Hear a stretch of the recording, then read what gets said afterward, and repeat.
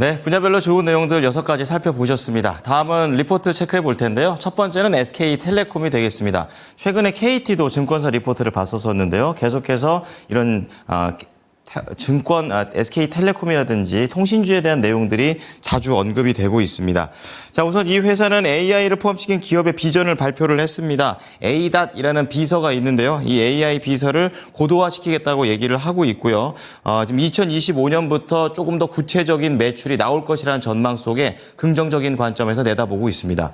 자, 그런 가운데 RFHIC가 되겠습니다. 이 삼성전자와의 벤더로서의 그런 관계를 중요하게 보면서 삼성 네트워크 사업이 살아나는지를 체크하면서 저평가 매력을 잘 판단해보자라고 얘기합니다.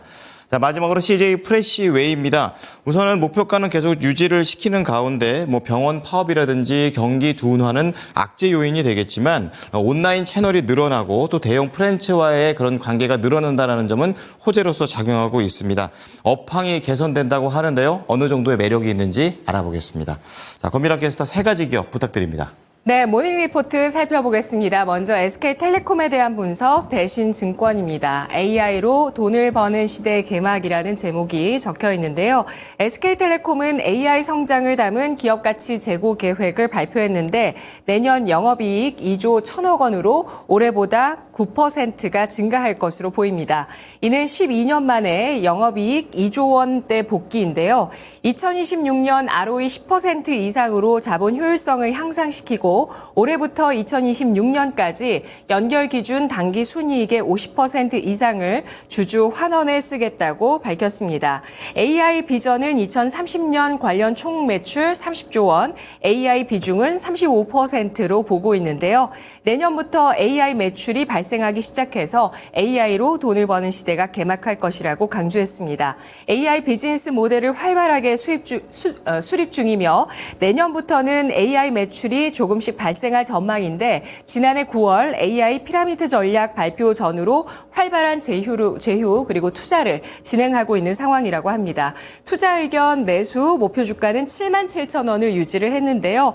SK텔레콤의 주가를 보시면 올해부터 우상향 기조를 지속하면서 연초 대비해서 상승률은 크지는 않습니다. 10%대를 나타내고 있는데요. 어제 종가는 56,900원에 마감됐습니다. 다음은 RFHIC 하나증권의 분석입니다. 트럼프 미국 대통령 당선인이 재집권에 성공하면서 2017년에서 2018년 비슷한 글로벌 ICT 환경이 조성될 것으로 예상하고 있는 리포트입니다. 당시 무역 분쟁으로 시작된 미중 간 경쟁이 4차 산업혁명 패권 경쟁으로 발전을 했었는데 이번에는 좀 더 세분화해서 AI와 IoT 인프라 경쟁이 본격화될 가능성이 높겠다고 분석했습니다. 이미 미국과 중국은 5G 어드밴스드 제품 상용화를 본격화하고 있는데요. 미국 내에서는 사업자 간 우량 가입자 유치 경쟁이 펼쳐질 것이며 미중 간 4차 산업 먹거리 경쟁이 펼쳐질 가능성이 높다고 전망하고 있습니다. 국내 역시 미국과 중국의 5G 어드밴스드 도입 영향을 받게 될 것으로 보이고 있는데요. 이런 가운데 삼성전자 벤더들의 수혜가 기대된다며 내년부터 삼성 네트워크 사업부가 회복된다면 RFHIC가 최대 수혜주로 부상할 것이라고 판단하고 있습니다. 투자 의견 매수 목표가는 4만 원을 제시했고요. 내년 미국과 한국의 주파수 경매를 앞두고 RFHIC 현재 PBR 1배 수준의 역대 가장 낮은 멀티플을 나타내고 있다면서 지금이 매수 기회라고 강조를 했습니다.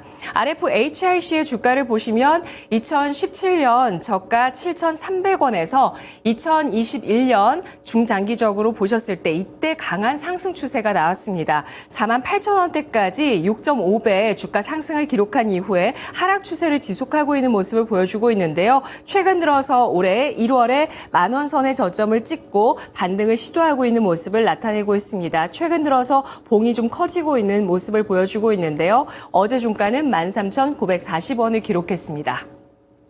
마지막으로 CJ 프레시웨이에 대한 분석 IBK 투자증권입니다.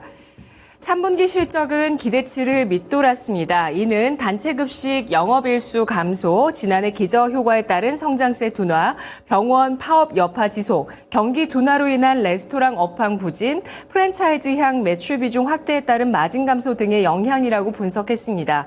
다만 온라인 채널 확대와 대형 프랜차이즈 수주 증가가 이어지고 있다는 점은 긍정적인 요인이라고 보고 있었는데요. 특히 프랜차이즈 물량 확대는 구조적인 현상이라며 고령화 시대 진입에 따른 퇴직 인구 증가로 인한 여파라고 분석을 했습니다.